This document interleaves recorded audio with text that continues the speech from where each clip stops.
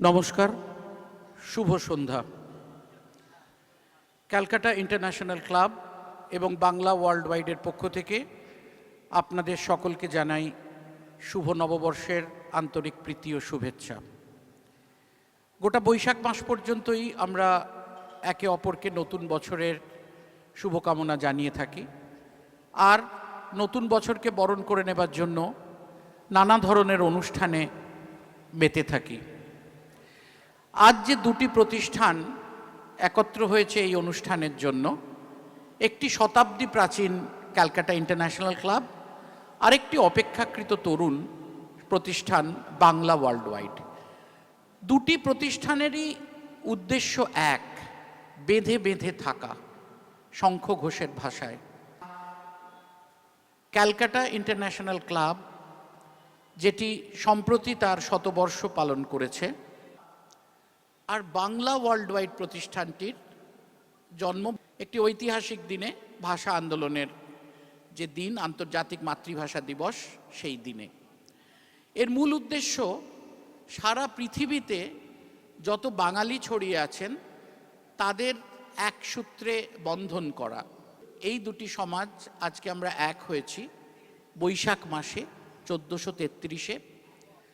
আর বাঙালির আশ্রয় রবীন্দ্রনাথ। এই গ্রীষ্মে অথবা নতুন বছরকে আবাহনে আমরা তাই বেছে নিয়েছি রবীন্দ্রনাথ। আমাদের অনুষ্ঠানের শিরোনাম আনো অমৃত বাণী।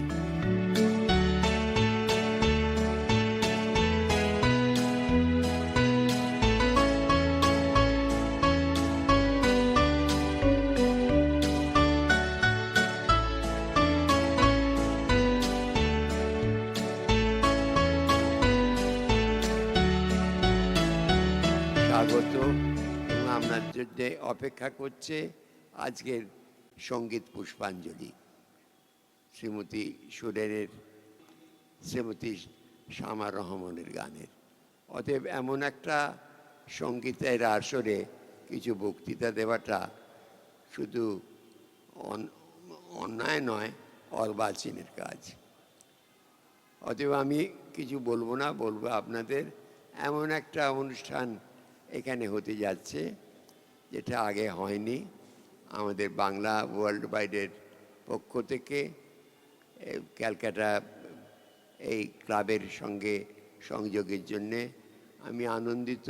আমি ভবিষ্যতে আবার প্রত্যাশা করব যে আরও অনেক অনুষ্ঠান হোক এমন সুন্দর পরিবেশের মধ্যে, এবং সমজদার যারা এসেছেন তাদের সকলেরই আনন্দবর্ধনে সক্ষম হবে। ধন্যবাদ আমাকে আহ্বানের জন্য। খুব ভালো লাগছে। আমি কখনোই বলবো না যে বাংলা ওয়ার্ল্ড ওয়াইড কিছু কিছু শিল্পীকে আলোর মাঝখানে নিয়ে আসেন, তা নয়, কিন্তু কিছু কিছু শিল্পীর অনুষ্ঠানের আয়োজন করতে পেরে আমরা নিজেরা খুব ধন্য মনে করি। গুরুদেব রবীন্দ্রনাথ ঠাকুরের শান্তিনিকেতন, সেখানে সারা বিশ্বের শিল্প সংস্কৃতির চর্চার কেন্দ্র। তার থেকে অদূরে মুলুক নামের একটি গ্রাম। সেই গ্রামে সাধারণ মানুষদের বাস। রবীন্দ্রনাথ যেমন চেয়েছিলেন শুধুমাত্র আলো, শিক্ষার আলো ওই বিশ্বভারতীর প্রাঙ্গণটুকুর মধ্যেই সীমাবদ্ধ না থাকে, ছড়িয়ে যায়, সেরকমভাবে ওই মুলুক গ্রামে কতটা ছড়িয়ে গেছিল জানা নেই আমাদের। কিন্তু সেখানকার এক কিশোরী আসেন বিশ্বভারতীতে, পাঠভবন, তারপরে সঙ্গীত ভবন, রবীন্দ্রসঙ্গীত চর্চা করেন। রবীন্দ্রসঙ্গীত যে শুধুমাত্র একেবারে কিছু তথাকথিত আলোকপ্রাপ্ত এবং বিশেষ কিছু ধরনের পরিবারের মধ্যেই সীমাবদ্ধ, এই বোধটা ভেঙে বেরিয়ে আসে যখন শ্রীমতী কুশনী সোরেন এই সঙ্গীত ভবনে অত্যন্ত উন্নত সঙ্গীত পরিবেশনের মধ্যে দিয়ে নিজের নাম করে নেন, এবং তারপর সঙ্গীত ভবনের পড়া শেষ করে রবীন্দ্রনাথের নামাঙ্কিত রবীন্দ্র ভারতী বিশ্ববিদ্যালয়ের সঙ্গীত ভবনের তিনি অধ্যাপনায় রত।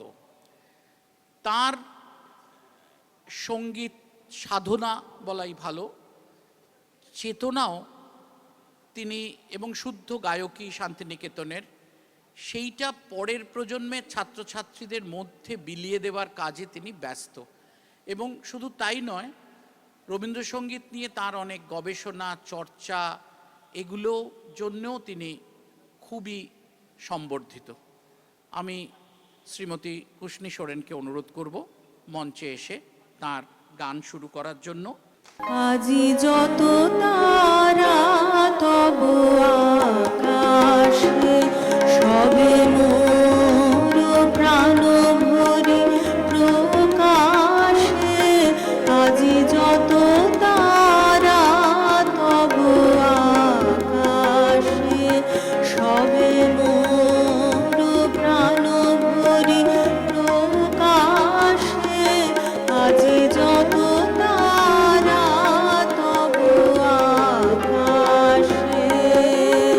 নিখিল তোমার এসেছে ছুটিয়া, মোর মাঝে আজি পড়েছে টুটিয়া।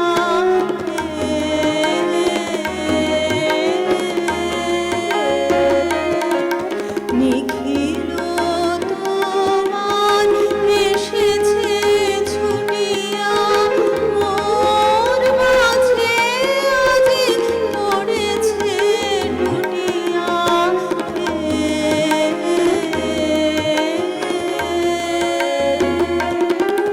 তব নিকুঞ্জের মঞ্জরি যত আমারি অঙ্গে বিকাশে। আজি যত তারা তব আকাশে, সবে মোর প্রাণ ভরি প্রকাশে। আজি যত তারা তব আকাশে।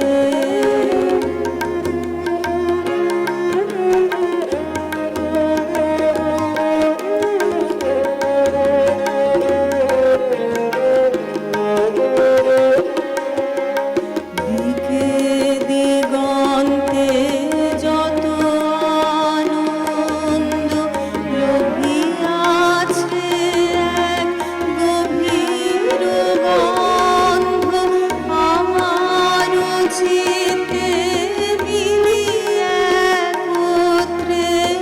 তোমার মন্দিরে উচ্ছ্বাসে, দিকে দিগন্তে যত আনন্দ লভিয়াছে, এক গভীর গন্ধ আমার চিত্তে মিলিয়ে একত্রে। তোমার মন্দিরে উচ্ছ্বাসে। আজি কোনখানে কারেও না জানি, শুনিতে না পাই আজি কারো বাণী।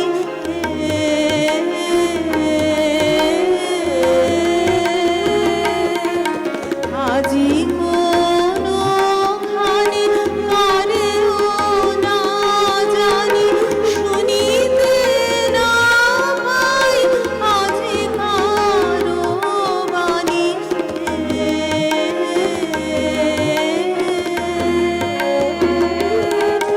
নিখিল নিঃশ্বাস আজি বক্ষে, বাঁশরীর সুরে বিলাসে। আজি যত তারা তব আকাশে, সবে মোর প্রাণ ভরি প্রকাশে। আজি যত তারা তব আকাশে।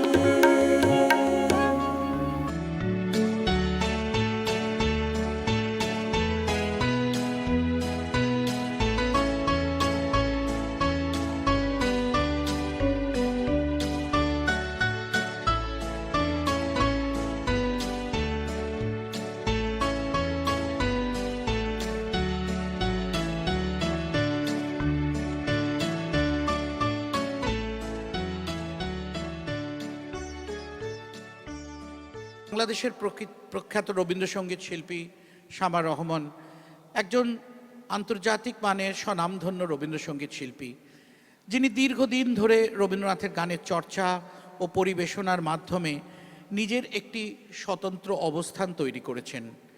শৈশব থেকেই তার সঙ্গীতের প্রতি আগ্রহ এবং তার পরিবার ও সাংস্কৃতিক পরিবেশ তার এই আগ্রহকে লালন করেছে। শামা রহমানের সঙ্গীত শিক্ষা একদিকে যেমন অভিজ্ঞ শিক্ষকদের কাছে এবং অন্যদিকে তিনি প্রাতিষ্ঠানিক শিক্ষাও লাভ করেছেন। বাংলাদেশের সাংস্কৃতিক প্রতিষ্ঠানগুলোর সঙ্গে যুক্ত থেকে তিনি সঙ্গীত চর্চাকে আরও শানিত করেছেন। তার সঙ্গীত শিক্ষা জীবনে শাস্ত্রীয় সঙ্গীতের ভিত্তিও গুরুত্বপূর্ণ ভূমিকা নিয়েছে, যা তার কণ্ঠ ও পরিবেশনাকে আরও গভীরতা দিয়েছে। ধায় যেন মোর সকল ভালোবাসা, প্রভু তোমার পানে, তোমার পানে, তোমার পানে যায় যেন মোর সকল গভীর আশা, প্রভু তোমার কানে, তোমার কানে, তোমার কানে ধায় যেন মোর সকল ভালোবাসা, প্রভু তোমার পানে, তোমার পানে, তোমার পানে।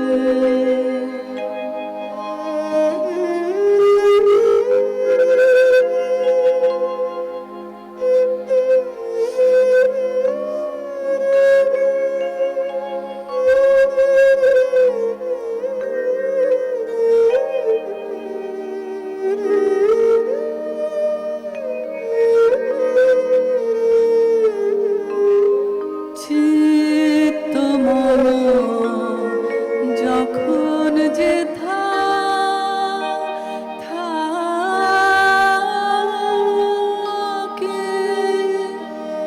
সারা যেন দেশ তবু ডাকে, যত বাঁধন সব টুটে গো যেন, প্রভু তোমার টানে, তোমার টানে, তোমার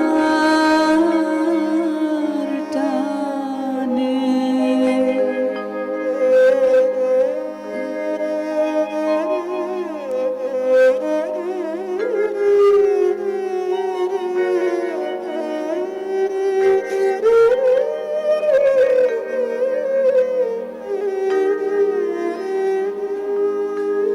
বাহিরের এই ভিক্ষা ভরা থালি এবার যেন নিঃশেষ হয় খালি, অন্তর মোর গোপনে যায় ভরে, প্রভু তোমার দানে, তোমার দানে, তোমার দানে। হে বন্ধু মোর, হে অন্তর তরু,